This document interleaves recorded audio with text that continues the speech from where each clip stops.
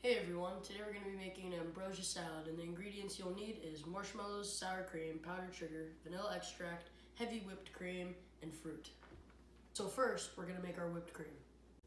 So we're going to take 3/4 cup of heavy cream, and then we're going to mix that with 1/4 cup of powdered sugar and a 1/2 cup of sour cream. We're going to want to whip this with an electric blender. So you're going to want to whip this until it reaches the consistency similar to Cool Whip. And then you're just going to want to turn it over with a small rubber spatula. So now we're going to add our fruit and marshmallows. So just toss both in there.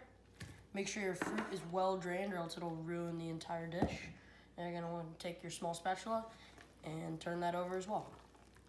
So now you're going to want to cover this up and put it in the fridge for at least 30 minutes before serving.